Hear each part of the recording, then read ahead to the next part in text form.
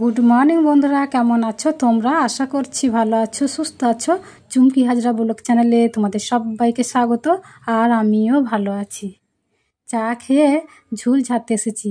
দুদিন ঝুল ঝাড়ি নাই, তো এত ঝুল হয়ে গেছে, মাকড়সার জালে ভর্তি হয়ে গেছে ফ্যান ট্যানগুলো। আর এই কারেন্টের তারগুলো ঝুলেতে ধুলোতে ভর্তি হয়ে গেছে। ঝাড়তে গিয়ে খুব ভয় লাগছে। আজকে আমাদের বাবার বাড়িতে একজন মেয়ে কারেন্টের শক খেয়ে মারা গেছে। সকাল সকাল একদম ঈশ্বর যেন তার খাতাটা খুলে দিয়েছে।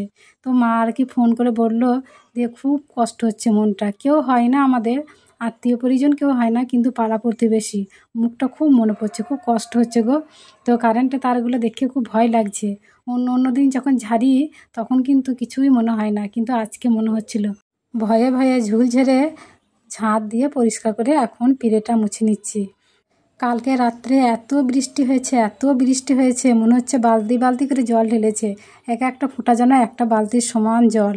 তো এত বৃষ্টি হয়েছে। এমন ধারা বৃষ্টি হলে রাত্রে আর নিশ্চিন্তে ঘুম হয় না গো। মনের কোনায় কোনায় ভয় জন্ম নেয়। কেননা আমাদের তো মাটির বাড়িতে শুয়ে থাকি, তো সেই জন্য না খুব ভয় হয়। আগের বছর বর্ষাতে এইরকম বৃষ্টিতেই, এক রাতের বৃষ্টিতে অনেক মাটির বাড়ি পড়ে গেছিলো আমাদের গ্রামে। আমাদের তো গ্রাম বাংলায় বাড়ি, মাটির বাড়ি তো থাকবেই, অনেক ছিল। এখন অবশ্য নেই, এখন সবই ধরতে গেলে পাকা বাড়ি, হাতে গোনা হয়তো কটা মাত্র মাটির বাড়ি আছে। আমাদের গ্রামের আগের বছর বর্ষাতে অনেক মাটির বাড়ি পড়ে গেছিলো। কটা মাত্র মাটির বাড়ি ছিল, যাদের হয়তো খুব ভাগ্য ভালো তাদেরই। যেমন আমাদের পাশের বাড়ি সব আছে মাটির বাড়িগুলো। তো আমাদের জায়গাটা একটু উঁচু বলে জল ঢুকতে পারে না, তো সেই জন্য এখনও পর্যন্ত দাঁড়িয়ে আছে। আর এত ডাক ছিল, মেঘের গর্জন, ওরে বাবারে। ঘরের ভেতরে শুয়ে আছি দরজা লাগিয়ে, তবুও যেন মাটি কাঁপিয়ে দিচ্ছে, এত গর্জন। সব জেলায় এরকম বৃষ্টি হয়েছে নাকি জানি না, কিন্তু আমাদের বর্ধমান জেলায় এরকম বৃষ্টি হয়েছে। রাত্রেবেলায় এরকম বৃষ্টি হলে একদম ঘুম হয় না, মনে হয় যেন বাড়িটা মুখ থুবড়ে পড়বে নাকি গায়ের উপর, সবাই একসঙ্গে মরে যাব নাকি। তো মরণের ভয় তো সবারই আছে আমাদের, তাই না? তো সেই ভয়টা হয় খুব। নিশ্চিন্তে ঘুম আর হয় না, একবার এপাশ একবার ওই পাশ। থালা বাসন অর্ধেক একটু ছিল, সেগুলো সব মাজলাম। আর বাকি অনেকগুলো বাসন ছিল পরিষ্কারই, সব নামিয়ে নিয়ে এক বালতি জল নিয়ে এসে পরিষ্কার করে ধুয়ে গুছিয়ে রেখে দিলাম। দিয়ে এখন উঠোনটাকে চেপে ঝাঁট দিয়ে দিচ্ছি, সব জল দাঁড়িয়ে আছে, জলগুলো ঝেঁটিয়ে দিলে শুকিয়ে যাবে। আর আজকে আর সকাল থেকে কই বৃষ্টি হয়নি গো। শুকনো বাড়িঘর আমার খুব ভাল লাগে বাবা, আমার কেন, প্রত্যেকেরই ভাল লাগে। শুকনো জায়গার উপরে পায়ে হেঁটে যেতে ভাল লাগে, কিন্তু এই ভিজে স্যাঁতস্যাঁতে একদম ভাল লাগে না। বৃষ্টি হয়ে হয়ে উঠোনটা পর্যন্ত শ্যাওলা হয়ে গেছে। কি অবস্থা দেখো, এত বৃষ্টি, শুধু খোলাং পাথর আর ঘটিং, মাটি ধুয়ে সব চলে গেছে। খালি পায়ে এই রাস্তা দিয়ে হাঁটাই যাচ্ছে না জুতো ছাড়া। আমাদের বাইরে দুয়ারটা, এই দুয়ারটাই খালি ঢালাই হয় না, এই রাস্তাটা দিয়ে এত অবস্থা খারাপ হয়ে গেছে।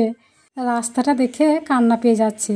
আমি এইদিকে টুকটুক করে বাসি কাজকর্মগুলো করছিলাম, আর আমার শাশুড়ি মা পুঁই পাতার বেগনি করছে। এই বর্ষাতে পুঁই পাতার বেগনি খেতে কিন্তু খুব ভালো লাগে। আমরা তো মাঝে মধ্যেই করি, আর কত বড় বড় করে করছে দেখো। কিন্তু এই গরম গরম বেগনিটা খেতে ভালো লাগে।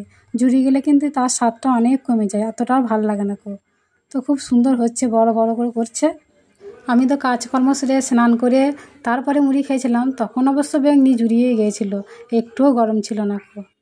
আজকে ফুলির করার ইচ্ছা ছিল আমার শাশুড়ি মায়ের, সেই জন্য চাল ভিজিয়ে দিয়েছিল, আলো চাল, এখন গুঁড়িয়ে নিচ্ছে। আর তালও আনা হয়ে গেছে, সব কিছু জোগাড় ব্যবস্থা হয়ে গেছে। তবু আজকে আর ফুলুরি করা হবে না, কেননা কালকে শনিবার আছে, করব, অমাবস্যা পুজো হবে। তো কালকে আর কি নিরামিষ খাবো। আর এইসব করলে তো, ফুলুরি করলে তো আজকে করি তা খাওয়া হয়ে যায় না, অনেকগুলো করা হয়, তারপর দিন বাসি খাওয়া হয়, দুদিন ধরে আর কি খাওয়া হয়, খেতে ভালো লাগে। তো সেই জন্য কালকে তো খাওয়া হবে না, আর পরশু দিনে খেতে গেলে একটু কেমন কেমন হয়ে যাবে। তো সেই জন্য বললাম আজকে গুঁড়িয়ে রেখে দিন, শুকিয়ে গুঁড়িটাকে ভরে দিয়ে কালকে বা পরশু দিনে করবেন। আমার ছেলেটা তো আবার কথাই শুনছে না, বলছে না আজকেই করে দাও, আজকেই খাবো। তো অনেক করে বুঝিয়ে বলাতে তবু একটু বুঝলো। তো এখন আমি রান্না করে নিচ্ছি, এই তো ভাত হচ্ছে এদিকে, আর এদিকে করছি তরকারি বলতে আজকে সয়াবিন আলু তরকারিটাই করব, একদম মানে সুন্দর করে করব। কালকে তো মাংস খাওয়া হয়েছিল, শাশুড়ি মা মাংস রান্না করেছিল। আর আজকেও ধরতে গেলে এটাও একটা মাংস, হাড় ছাড়া মাংস, কি তাই না? তো যাই হোক, রান্না করবো একটু ভালো করে, মাংসের মতো করে রান্না করার চেষ্টা করছি। সয়াবিন বড়িগুলো তেলে আগে ভালো করে ভেজে নিলাম। এই বড়ি যদি ভালো করে ভাজা না হয় তেলেতে, তাহলে কিন্তু একদম খাওয়া যায় না, আমি তো খেতেই পারি না। তো সেই জন্য আগে ভালো করে ভেজে নিলাম। এই সয়াবিনের তরকারি খেতে ও পছন্দ করে, কিন্তু ও এখন নেই, বাইরে কাজে গেছে। তো রান্না করছে আর কি মনে পড়ছে যে খেতে পছন্দ করে। বলতো প্রায় দিনই যে সয়াবিন রান্না করবে, কিন্তু আমি রান্না করতে চাইতাম না, কেননা আমি খুব একটা পছন্দ করি না, সেই জন্য আর কি। অনেকটা বেলা করে রান্না বসিয়েছি গো, কিন্তু গ্যাসে বলে দুদিকে বসিয়ে দিয়েছি, তাই তাড়াতাড়ি হয়ে যাবে। উনুনে হলে কতবার যে নিভে যেত, কতবার যে ধোঁয়া হতো তার নাই ঠিক। আর এই বর্ষাতে ওই ঘুঁটে কাঠ দিয়ে রান্না করতে গিয়ে যতই শুকনো থাকুক না কেন জ্বালানি, তবু রান্না করতে গিয়ে ধোঁয়া হতোই, হু হু করে জ্বলতো না ভালো করে। তো অনেকক্ষণ ধরে মশলা দিয়ে কষানো হয়ে গেছে, জল ঢেলে দিয়েছিলাম। তো এবার দেখি চলো রান্নাটা কতদূর। তরকারিটা আমার হয়েই গেছে, তো আজকে আর রান্না করে রেখে দেবো না, সঙ্গে সঙ্গে খেয়ে নেবো, কেননা বলছি না রান্না করতে অনেকটা দেরি হয়ে গেছে। তো সেই জন্য আজকে অমাবস্যা পড়ে গেছে, তাই খেপি মায়ের পুজো হচ্ছে, সবাই পুজো দিয়ে বসে আছে, আমিও একবার এলাম। তো বন্ধুরা, আজকের ভিডিওটা এই পর্যন্তই, দেখা হচ্ছে আগামী পর্বে। সবাই সুস্থ থাকো, ভালো থাকো, গুড নাইট।